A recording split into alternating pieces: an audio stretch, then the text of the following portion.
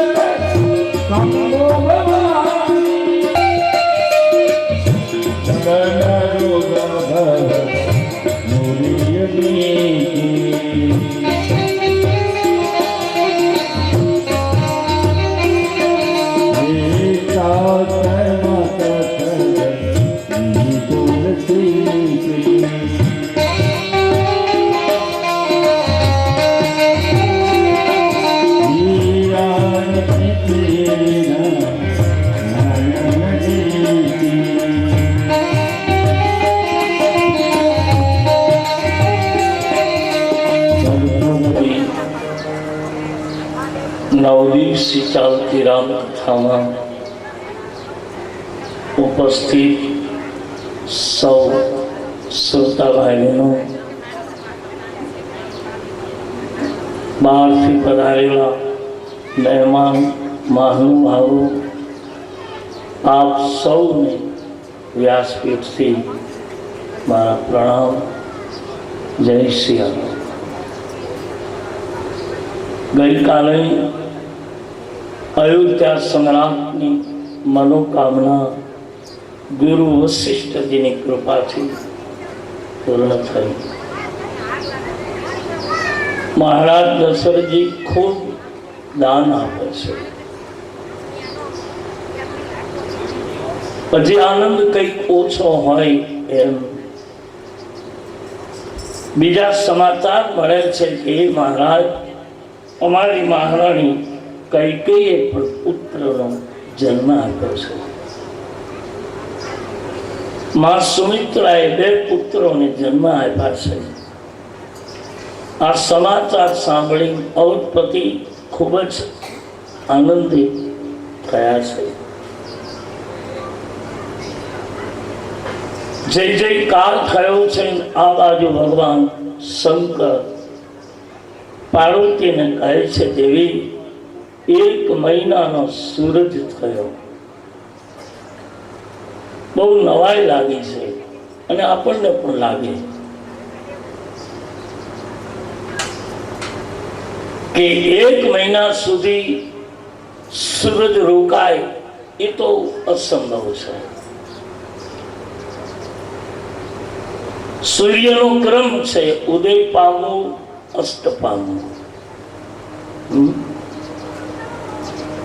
પણ તુલસી કહે કે જે ધરતીનો ગોળો જેના દ્વારા ચાલે છે એ હરી આવે એટલે કદાચ સૃષ્ટિનો ક્રમ પણ તૂટી જાય એવું બની શકે. અથવા તો સંતો કહે છે કે સુખની ઘડી, સુખના દિવસ કેમ જતા રહે એની ખબર ન પડે. આ 9 દિવસ કથાના છે, આપણા કેમ જાય ખબર ન પડે.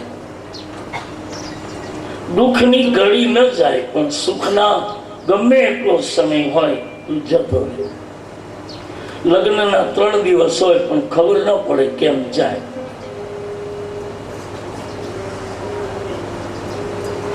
સુખના દિવસોનો ખ્યાલ નથી રહેતો, પણ દુઃખની ઘડી આવે તો પણ એ પળ બહુ જ કઠિન વસવી હોય છે. ભગવત ચરિત્રમાં, ભગવત ભજનમાં, પરમાનંદમાં દિવસો કેમ વીતે કઈ કહી શકાય નહીં. આજ અયોધ્યામાં આવો આનંદ ચાલે છે અને તુલસીદાસજી લખે 1 મહિનાનો સૂરજ થયો. પણ કદાચ માની લઈએ, ચાલો આપણે આજનો યુગ નહીં માને, પણ એટલું ચોક્કસ કહી શકાય કે સુખના દિવસો ખબર ન પડે. અને ભગવાન શંકરે કહ્યું છે, દેવી મેં એક ચોરી કરી. મહારાજ, હા દેવી. બોલે તમે એને ચોરી? શંકરે બહુ સ્પષ્ટ ખુલાસો કર્યો છે કે મેં ચોરી કરી. બોલે તમે પ્રભુ ચોરી આ શું કરી? કે ચોરી એટલે દેવી સ્થૂળ રૂપમાં કોઈની મેં વસ્તુ નથી ચોરી લીધી, તો કે ચોરી એટલે બસ તમને કહ્યા વિના હું કૈલાસ છોડી અને થોડા દિવસ માટે અયોધ્યા જતો રહ્યો હતો, આટલી જ મારી ચોરી. જેમ આપણે ઘેરેથી નીકળીએ અને કઈ કે હમણાં આવ્યો, આ આવ્યો, અને હોય 3 થી 6 આવી ચોરી, સ્વાભાવિક ચોરી. પછી પાર્વતી પૂછે છે, મહારાજ કે તમે ચોરી તો કરી, પણ અયોધ્યામાં જે તમે રામ દર્શન કર્યા અને એ જે લીલા આપણે કરી એ આપ મને સમજાવો અને સંભળાવો. હવે સુનિએ ભગવાન શિવ કહે છે, દેવી હું અયોધ્યા ગયેલો રામ દર્શન માટે. મારો તુલસી તો લખે છે,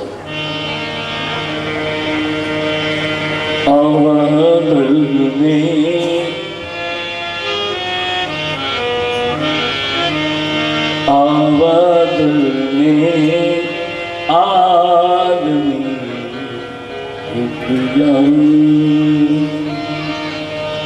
बूढ़ो बड़ो प्रमाणिक ब्राह्मण शंकर नाम कलायो, शंकर नाम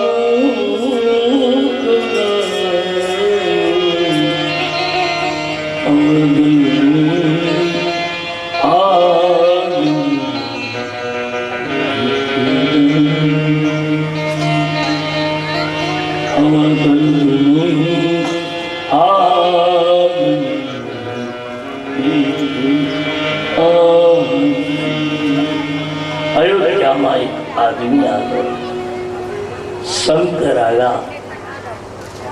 ध्यान देना मेरे भाई बहन, शिवजी कहे देवी हूं एकलो नहीं गयो, मारी साथे मैं काकभूषणी ने लीधा. आ बैठो ये कई ओछो नहीं. देवी हमें बन्ने जना अयोध्या गया, हूँ अने काकभूषणी. देवी मैं ज्योतिष नु रूप लीधु, मारो शिष्य काकभूषणी मारो चेलो बन्या. मैं मारू नाम राख्यु शंभु दत्त शर्मा. शंकर नु एक नाम छे, शंभु दत्त शर्मा. मारी साथे काकभूषणी हता, एने एनु नाम पाड्યું ભૂષણડી દત્ત શર્મા. અમે ગુરુ ચેલો બનીને અયોધ્યા આવ્યા. પણ દેવી અયોધ્યામાં પ્રવેશ કર્યો તો એટલી ભીડ હતી કે અમને કોઈ અયોધ્યામાં જવાનું, અને આમાં તો રાણીવાસ સુધી જવું, કોણ જવા દે? અયોધ્યાના દરબારગઢમાં જઈ શકાય એટલી પણ જગ્યા નહોતી, તો રાણીવાસ સુધી કેમ જાવું? અને ગયો તો હું રામ દર્શન માટે.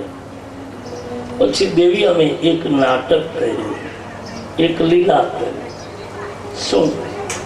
સરજુને કિનારે હું અને ભૂષણજી અમે બંને બેઠા. મારા ચેલાએ અયોધ્યામાં જાહેરાત કરી કે કૈલાસમાંથી કોઈ જોગી આવ્યા છે, બહુ જ ભાગ્ય જોવે છે, આવો આવો, જો કોઈ ભાગ્ય જોડાવા હોય તો આવો. આવી ભૂષણજીએ જાહેરાત કરી, અને જ્યાં જાહેરાત કરી કે ભાગ્ય જોવે છે એટલે સૌ પ્રથમ અયોધ્યાની બહેનો આવ્યા. અને એમ કહો ને કે હું જોઉં છું, હું દોરા કરું છું, હું આમ કરું છું, આમ કરું છું, એટલે પેલા બહેનો આવે. નિયમ છે, શ્રદ્ધા હોય છે, એની સારી વસ્તુ છે, પણ શ્રદ્ધા આપણે આપણા પરમ ઈષ્ટ ઉપર રાખીએ. જેને જિંદગી ભર ભજ્યો છે એનું ભજન કરીએ બાપ. પણ આવું તમે કરો ને એટલે હું જોઉં છું, નામ છું એટલે આવે, લોકો આવે. હા, તમે જેટલો પડદો રાખો ને એટલી ભીડ બહુ થાય. હું કોઈ મળતો નથી, હું એક જ ટાઈમ મળું છું એટલે બહુ ગરદી થાય, બહુ ભીડ થાય, લોકો બહુ આવે. પણ ખુલ્લા ફરે ને કઈ પછી બહુ એ નિયમ છે બાપ. તુલસીદાસજી લખે છે કાગ ભૂષંડી અને ભગવાન શંકરે આ લીલા કરી. હવે ત્યાંની બહેનો આવે, આ તો ત્રિકાલજ્ઞ હતા બાપ શંકર તો. એને બધાના ભાગ્ય જોયા અને સાચા જ પડ્યા. પણ ભગવાન રામને ખબર પડી કે અવધપતિ ના આંગણે કૈલાસપતિ આવ્યા છે. પણ હવે હું બાળક છું અને બાળક બનીને આવ્યો છું એટલે બીજું તો કાંઈ કરી નહીં શકું. પણ રામ બહુ જ અયોધ્યાના રાજમહેલમાં રાણીવાસમાં રામજી રડ્યા, બહુ જ રડ્યા. 1 દિવસ, 2 દિવસ, 3 દિવસ, 5 દિવસ સુધી રામજી અખંડ રોવે છે. માં કૌશલ્યાજી જ્યોતિષોને બોલાવ્યા, હકીમોને બોલાવ્યા, વૈદો આવ્યા છે, પણ રામ રડવાનું ચૂપ નથી કરતા. તમને ખબર છે બાળક બહુ જ રડ્યા કરે ને પછી બાળક તો રડે પણ એની માતાએ ભેગી રડતી હોય, પછી કંટાળે એટલે માય ભેગી રડે.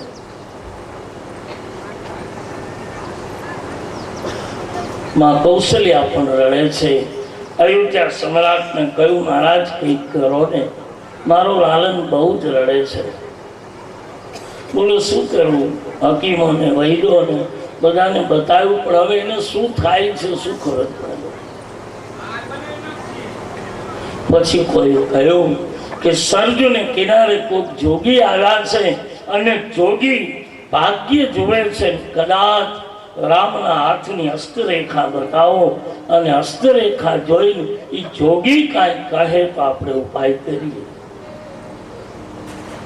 આ રામ અને શંકરની લીલા છે. મળવું છે બેયને પણ બંને લીલા કરી. શંકર આવી શકે એવું નહોતું, રામ ત્યાં જઈ શકે એમ નહોતા, પણ મળવું છે, શું કરવું? એટલે રામે રડવાની લીલા કરી, શંકરે જ્યોતિષ જોવાની લીલા કરી. શંકરને કહેવામાં આવ્યું છે કે મહારાજ અયોધ્યાના રાણીવાસમાં આપને બોલાવે છે, આપ પધારીએ. શંકર આવ્યા છે સોનાન સાથે અયોધ્યામાં. રાણીવાસમાં પ્રવેશ કરે, ગુરુ અને ચેલો જ્યાં 2 જણા ગયા તો શિષ્યને રોકે છે કાગભૂષણજીને, મહારાજ તમે ક્યાં જાઓ છો? કે બોલે મારા ગુરુ છે. બોલે રાણીવાસમાં ગુરુ એકને જ આદેશ છે, તમે નહીં જઈ શકો. શંકરની જટા પકડી કાગભૂષણજીએ કહ્યું મહારાજ હું દર્શન માટે આવ્યો છું, મને લઈ જાઓ. શંકરે કીધું આ રાજ દરબાર કહેવાય, અહીંયા હઠ ન કરાય, તો મને અંદર જવા દો. આપણે નાટક જ કર્યું છે તો ત્યાં ગયા પછી આપણે બીજી લીલા કરીશું, પણ મને એકને તો જવા દે. શંકર ગયા છે. ધ્યાન દેના મેરે ભાઈ બહેન, અયોધ્યાના 5 મહર્ષિ મહારાણી કૌશલ્યાજી, માં કૈકેયી અને સુમિત્રા ત્રણેય માતાઓ બાળકને ગોદમાં લઈ બેઠા છે. ભગવાન શંકર પધાર્યા. જ્યાં રામ ની સામે હજી શિવજી અયોધ્યાના રાણીવાસમાં પગ મૂક્યો ત્યાં રામ રડતા થઈ છાના રહી ગયા. કૌશલ્યાને બહુ નવાઈ લાગી કે આ જોગીમાં કંઈક છે, મારા બાળકને હજી જોયા નથી. ત્યાં એનું રુદન બંધ થયું. કૌશલ્યની સામે બેઠા છે ભગવાન શંકર. કહ્યું કે તમારા બાળકને મારી ગોદમાં આપો. કૌશલ્યાએ ના પાડી કે નહીં, હું ગોદમાં નહીં આપું. કેમ કે તમને જોઈને મારો લાલો કદાચ ડરી જાય તો, અથવા તો મારા લાલાને તમારી નજર લાગે તો. તમે જોગી છો, ઠીક છે મહારાણી, તો લાવો તમારા લાલાની હસ્તરેખા જોઈ દઉં. હાથ લઈ અને મહારાણી કૌશલ્યાની સામે શંકરે રામનો હાથ હાથમાં લીધો. ત્યાં તો લખ્યું છે રામચરિત માનસમાં, શંકરની આંખમાં આંસુ આવી ગયા. ધન્ય છે રાઘવ, ધન્ય છે બાપ, એ પૃથ્વીના પતિ, કોઈ માની ગોદમાં તમે રમવા આવ્યા. ભગવાન રામ શિવજીની સામે હસે છે. રડવાનું તો ક્યાં ગયું ખબર ન પડી, ભૂલી ગયા. શંકરને હાથ લઈ હવે આવ્યા છે એટલે લીલા કરવી પડે, નાટક કરવું પડે. દર્શન કરી શંકરની આંખમાં આંસુ છે. રામ દર્શન કરીને શિવજી બહુ જ રડ્યા છે, રહી નથી શકાય એટલું રડ્યા છે. એ પાર્વતી, રામના દર્શન તો મેં કર્યા, પણ હજી આજ સુધી મારા મંદિરમાં આવીને કોઈ રામ બોલે તો મારી લિંગમાંથી પાણી છૂટે છે. એટલા માટે મેં કહ્યું હતું, શંકરના મંદિરનો દરવાજો છે રામ. શિવ મંદિરમાં પ્રવેશ કરો ત્યારે એને રામ રામ કરો. શિવને જેટલી રામ કથા વાલી છે એટલી કોઈ એને એનું શિવ પુરાણ વાલું નથી, એટલી રામ કથા વાલી છે. અતિશય પ્રિય છે. અને રામના નામે તો કાશીમાં મુક્તિ આપી દીધી કે કાશીમાં કોઈ મરે અને ખાલી રામ મુખમાંથી બોલે તો શંકર કહે હું રામના નામે એને મુક્તિ આપી દઈશ. એટલા માટે શંકરના બે નામ છે. એક નામ છે ઔડર રાણી, બીજું નામ છે શિવનું આશુતોષ. શિવ માની આશુતોષ. પાર્વતી એમ જ કહેતા તમે આશુતોષ છે.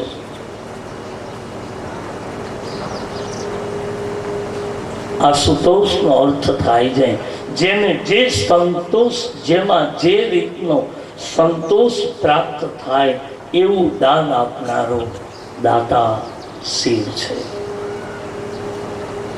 રામ અને શિવ મળ્યા છે, ગોદમાં રામને લીધા છે, ભાગ્યની રેખા જોડે છે. તુલસી લખે ભગવાન શિવે જ્યાં હાથની રેખા જોઈ અને હવે આવ્યા છે એટલે પૂરું કરવું પડે. કહ્યું દેવી, તમારા બાળકના આ જગતમાં અનેક નામ પડશે. આવું બોલ્યા શંકર. આ દુનિયામાં તમારા રામને અનેક નામથી જગત બોલાવશે અને આનું નામ લેવાથી આરામ, વિરામ અને વિશ્રામનો અનુભવ થશે. રામ કહેવાથી શું મળશે? કે આરામ મળશે, વિરામ મળશે, વિશ્રામ મળશે. દેવી, તમારા પુત્રના ઘણા નામ છે.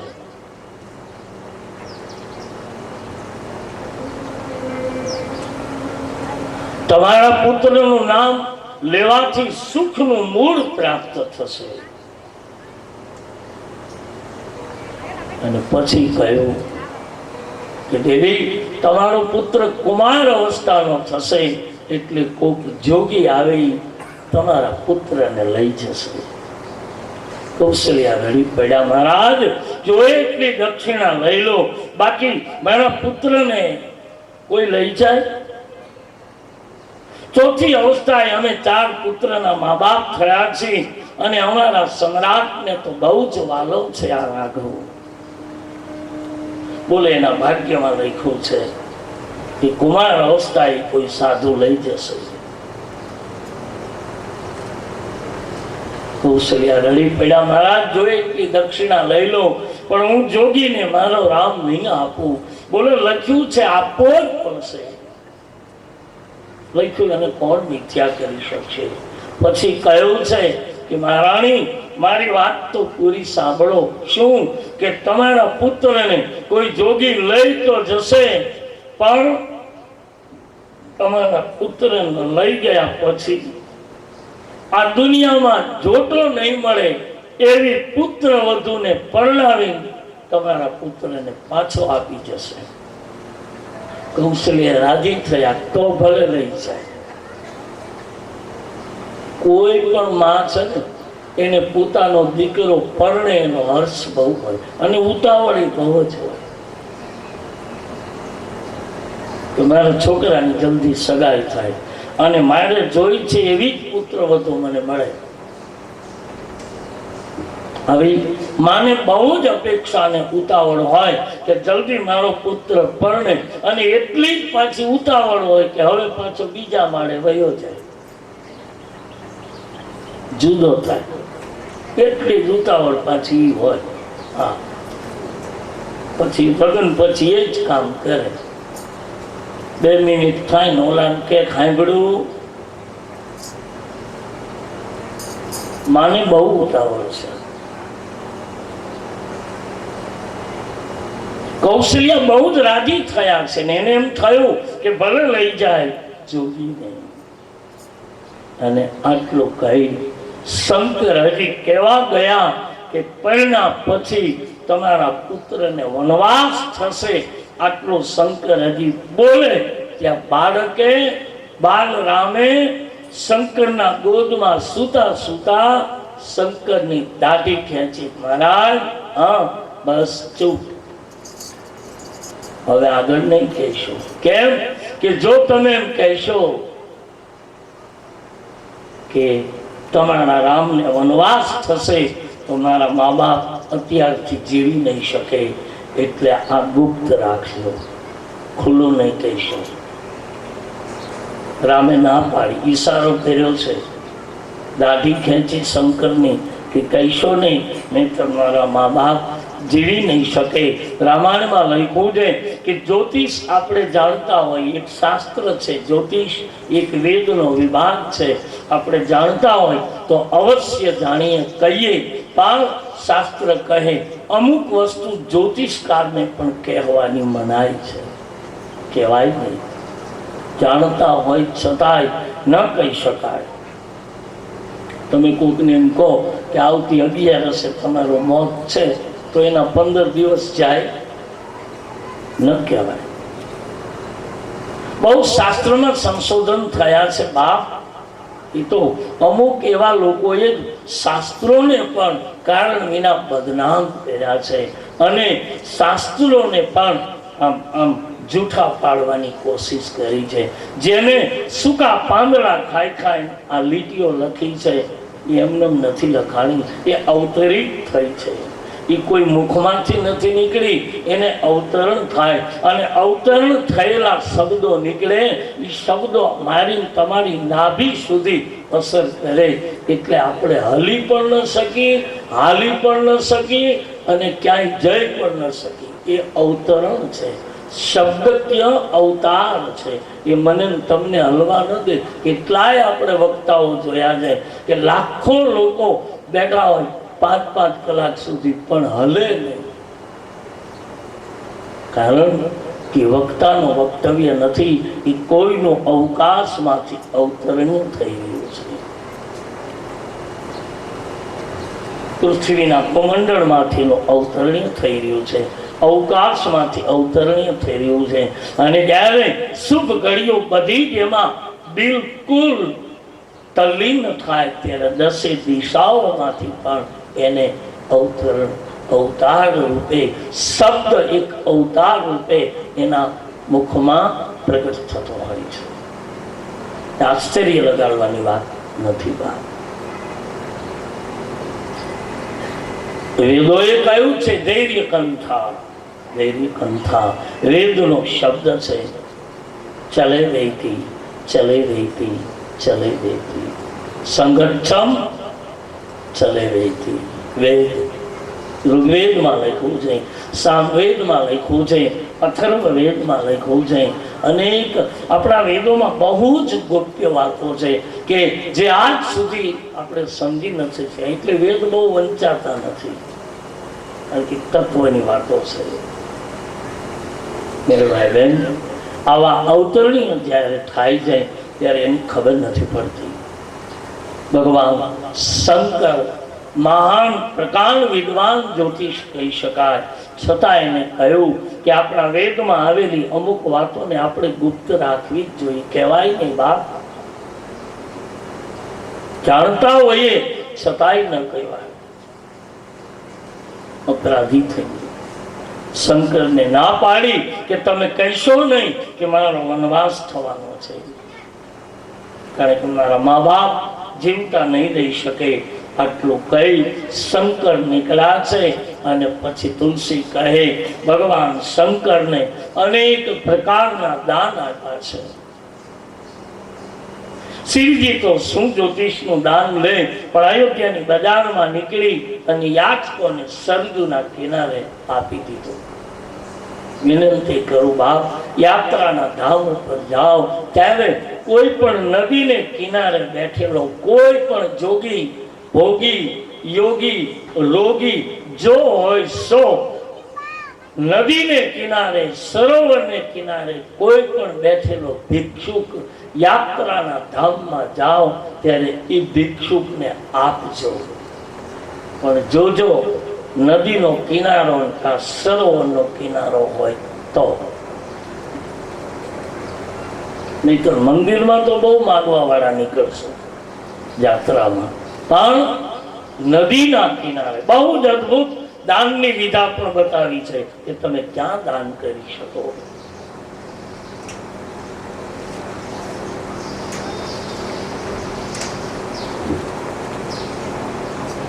ગીતામાં તો કહી દીધું છે કે અર્જુન, આ 4 વસ્તુ કળિયુગમાં રાખવી જ પડશે. યજ્ઞ, દાન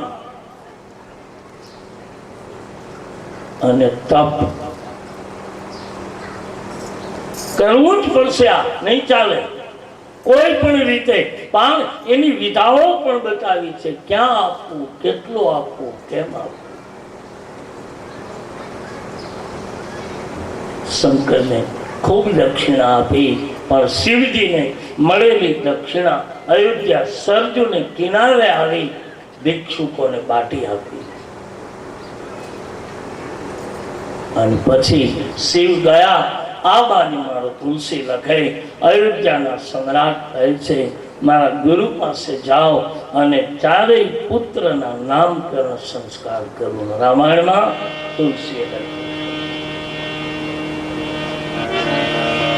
નામકરણ કરુયા શ્રી રામ, જય રામ, જય જય રામ. નામકરણ કરુયા શ્રી રામ, જય રામ, જય જય રામ.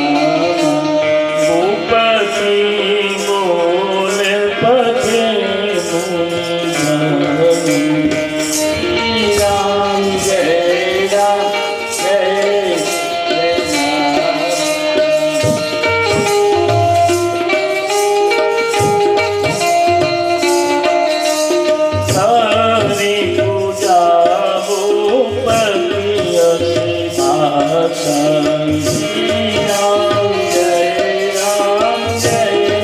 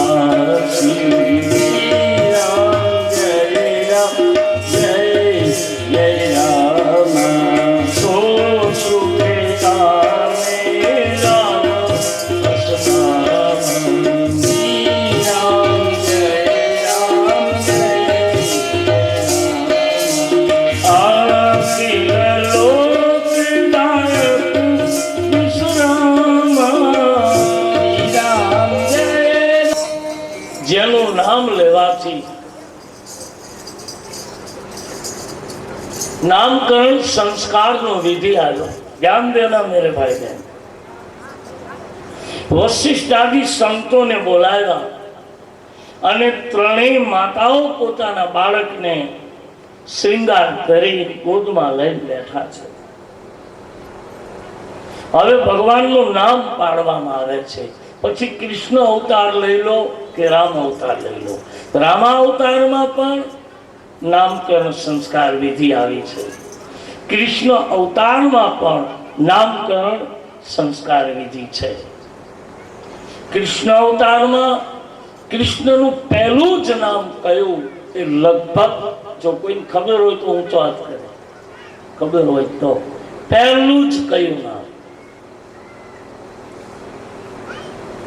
પછી ઘણા નામ છે, એને કૃષ્ણ કીધા, ગોપાલ કીધા, મધુસૂદન કીધા, કાનો કીધા, અનેક નામ આવ્યા, પણ એનું પહેલું જ નામ કયું અને એ પણ એના ગુરુએ નથી પાડ્યું।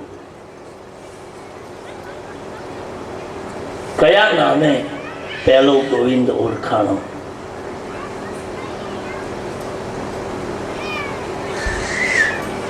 જાણીએ બાપ, શ્રી કૃષ્ણનું પહેલું નામ વસુદેવ અને દેવકી જ્યારે કારાગૃહની જેલમાં 8મા પુત્રનો ઘેરે જન્મ થાય છે, પછી દેવકી તો રડે છે, વસુદેવ તો બહુ જ કઠોર છે કે દેવી ચિંતા નહીં કરો, આવે એટલે બસ એક નક્કી થઈ ગયું, મેં વચન આપ્યું છે, તમને વિદાય કર્યા ત્યારે મેં વચન આપ્યું છે કે કોઈ પણ સંજોગે હું ગમે એટલા પુત્ર થશે કે પુત્રી થશે તો હું કંસ તમને આપી દઈશ। વસુદેવ કહે મારું વચન છે, તમે રડો યા તો ન રડો, હું આપી દઈશ। કહે છે કે તમે કોઈ કહે છે કે તમે એકાદો કોઈ બાળકને રાખો, એવા સમયે કહે છે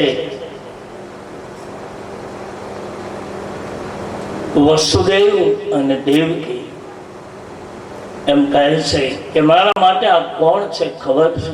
કોણ? કે બોલે મારા માટે તમે એને જે ગણો કે કંસ એને જે કરવું હોય તે કરે, પણ મારા માટે આ ઈશ્વર તત્વ છે અને આને હું માનું છું મારો બાકે બિહારી। કૃષ્ણનું પહેલું નામ છે બાકે બિહારીજી।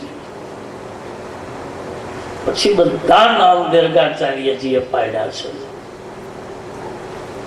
એ પણ ગાયોની ગૌશાળા, ગાયોની સામે બેસાડીને કૃષ્ણનું નામ પાડ્યું છે।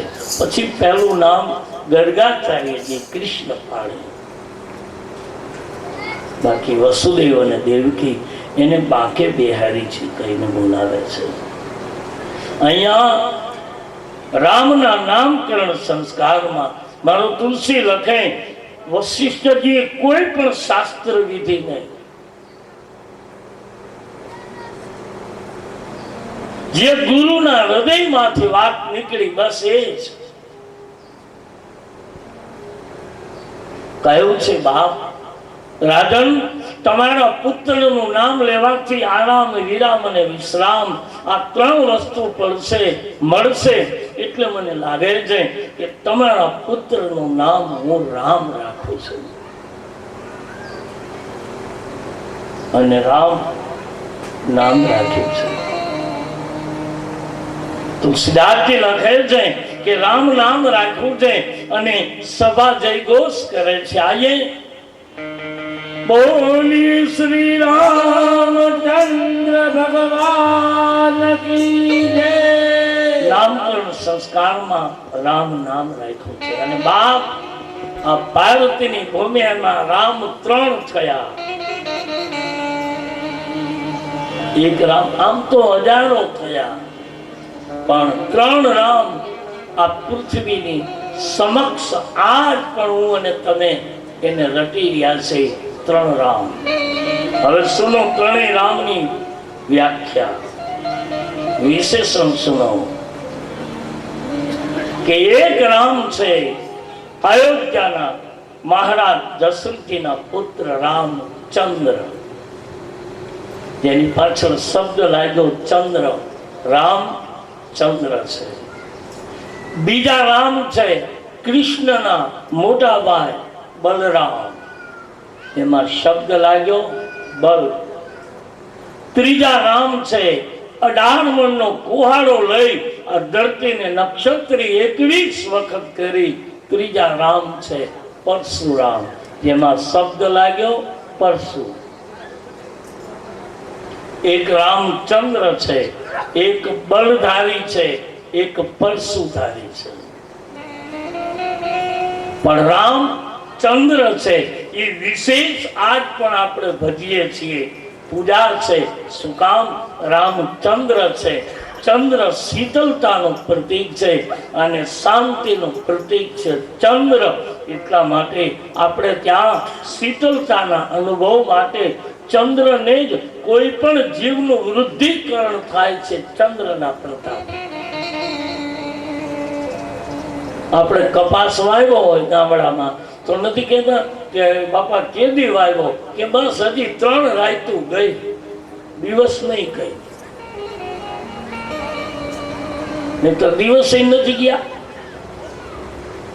પણ 3 રાતું ગઈ. શું કામ? કે જે રાત્રિના ચંદ્રની હાજરીમાં જે વૃદ્ધિકરણ કોઈ પણ વૃક્ષોમાં, પશુમાં, પક્ષીમાં, બધામાં, આપણામાં લો ને, આપણા કાન કેટલો ટાઈમ વધે? જન્મા પછી જીવી ત્યાં સુધી કાન ન વધે કાંઈ. જન્મા પછી જીવી ત્યાં સુધી કાન વધે તો 70 વર્ષના થાય તો કાન કેવડા હોય?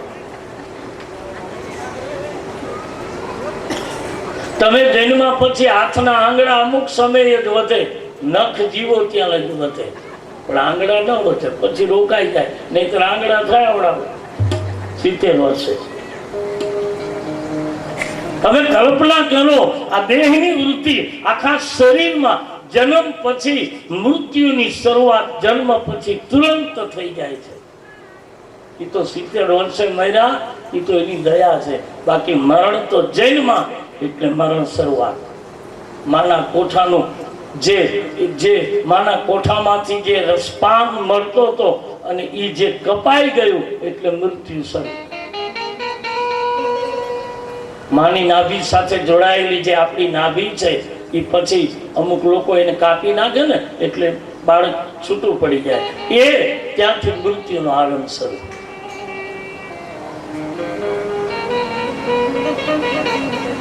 તુલસી લખે છે કે ચંદ્ર શીતળતાનું પ્રતીક છે, શાંતિનું પ્રતીક છે. એટલે રામ આરામ, વિરામ અને વિશ્રામ આપે છે.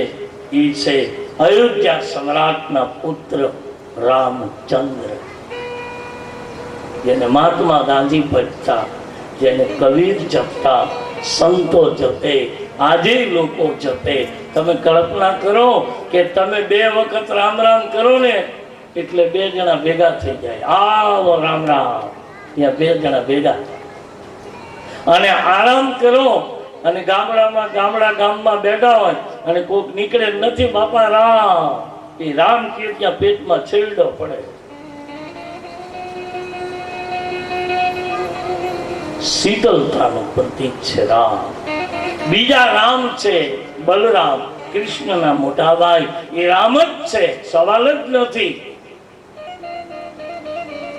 એને રામ જ કયા છે, પણ એ રામ બળધારી રામ છે. એટલે કાયમના માટે કૃષ્ણના મોટા ભાઈ બલરામ ખંભે હળ રાખતા. અને ઈ જમાનાના, ઈ સમયના, ભગવાનના વખતના, આજની ભાષામાં કહું તો બલરામજી કૃષિ પ્રધાન મંત્રી હતા. ખેતીનું સંશોધન, નહીતર યુદુવંશી તો ગાયો ચરાવવા વાળા હતા, કઈ ખેતી કરવા વાળા નહોતા.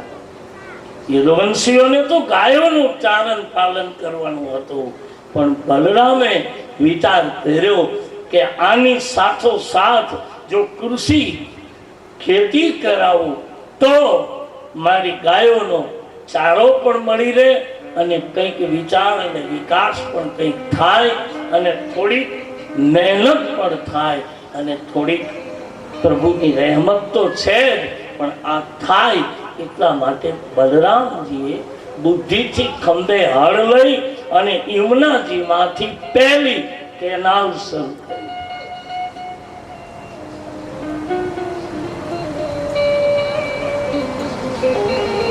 એટલે બલરામ બલધારી છે, રામ ચંદ્ર શીતલ છે.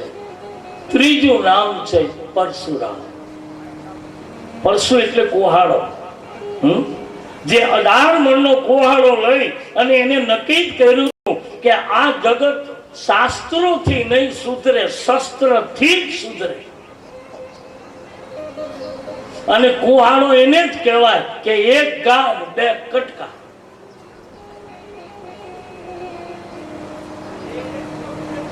એને નક્કી કર્યું કે આમ આમ આમ આમ ચોપડા વાંચવાથી દુનિયા નહીં સુધરે, તો આવ્યો નથી.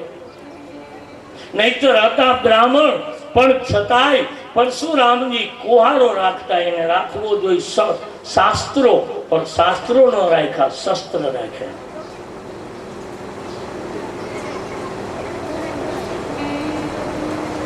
અને શું કામ? ક્ષત્રિયોના વેરી એટલા માટે બન્યા કે પરશુરામજીના મા બાપને એક વખત શસ્ત્ર અર્જુન આવ્યો હતો, અને શસ્ત્ર અર્જુને જમદગ્નિ ઋષિ પરશુરામના પિતા માતા રેણુકા મા બાપને કુટિયામાં જોયા.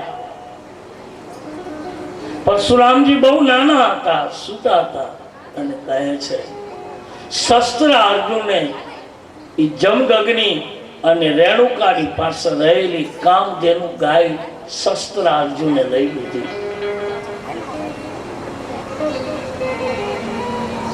અને લઈ લીધી એનો વાંધો નહોતો, પણ શસ્ત્ર અર્જુને પરશુરામજીના માતા પિતા અંધ હતા, જમદગ્નિ રેણુકા અંધ હતા, અને એ જ કુટિયાને પાછી શસ્ત્ર અર્જુન સળગાવી જતો રહ્યો.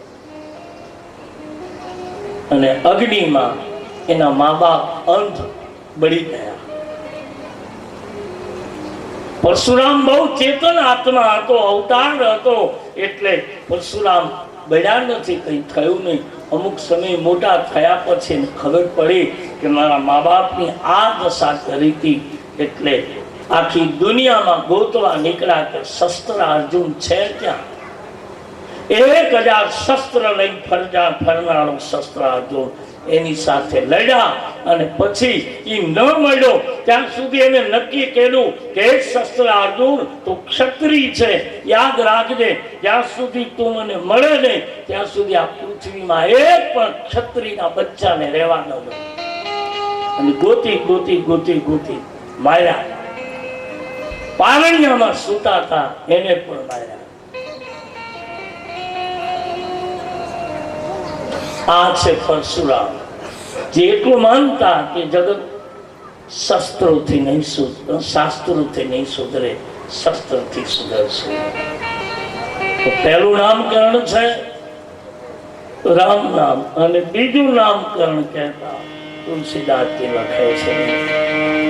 આજે પણ ઈશ્વરના અનેક નામો આપણે ત્યાં લોકવાયકામાં આપણી ભાષાઓમાં પણ ગવાય છે. હરિ તારા નામ છે અજાર, પિયા નામ લખવી કંકુ કંગીએ.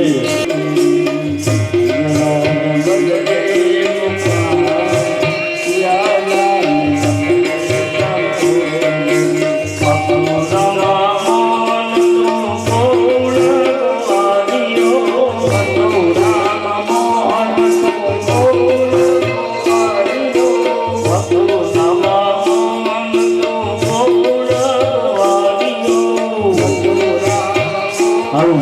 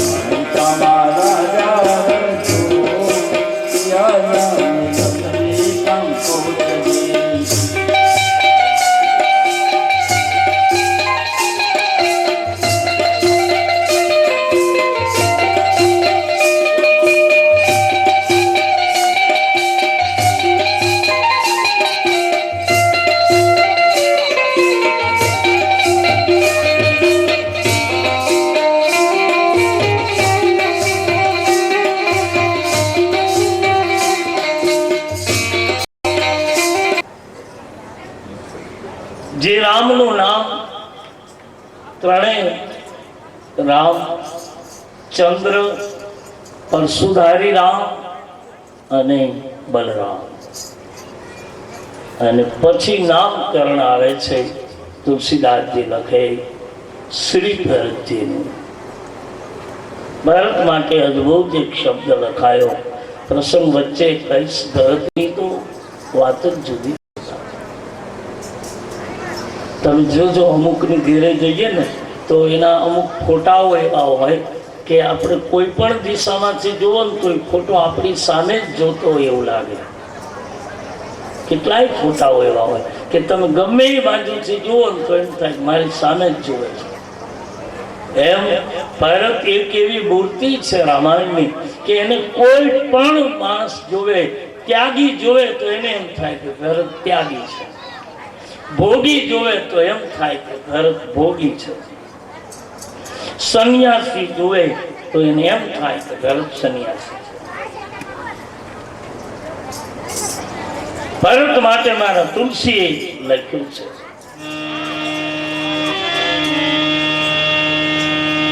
ઈશ્વર એ પોષણ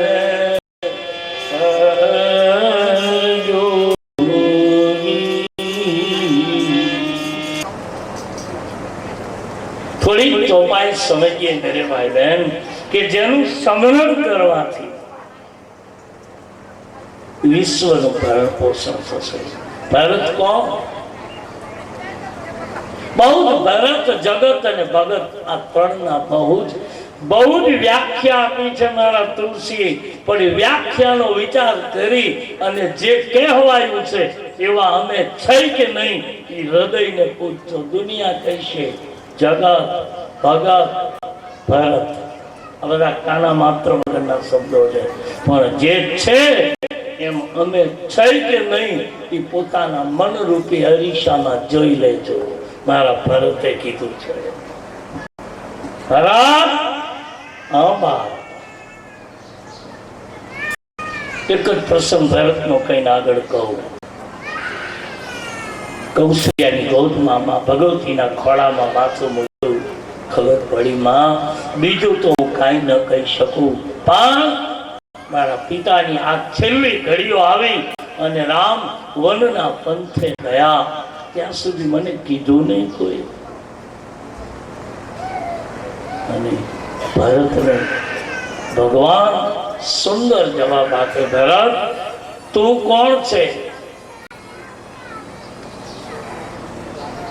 કહી ગયા છે અયોધ્યાના સમ્રાટ કૌશલ્યાને કે યાદ રાખજો કૌશલ્યા, રામ તો મારો મણિ છે, એને કાંઈ નહીં થાય.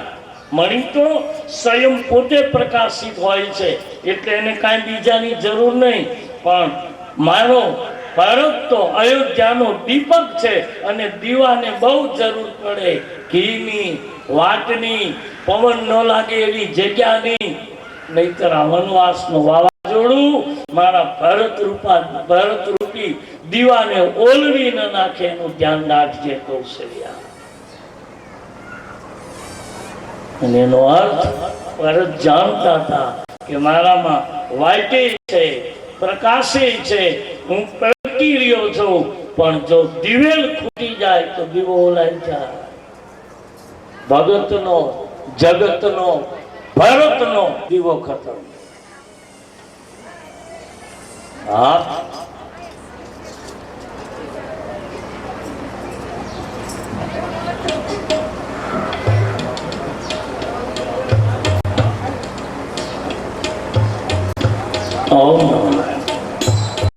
આપણે દેવપુરથી બાપુ પધાર્યા છે. અભિરાનંદ બાપુ, તાળીઓથી સ્વાગત કરશો. અને જેના માટે શું શોભા, જેને 5 વર્ષ આ ભૂમિમાં રામચંદ્ર ભગવાન, જેને 5 વર્ષ જમીનમાં ભરતની જેમ ખાડો કરી અને 5 વર્ષ જેને વિતાવ્યા આવી તપસ્યાના પ્રતાપ. આપણે ત્યાં તો કહેવાય છે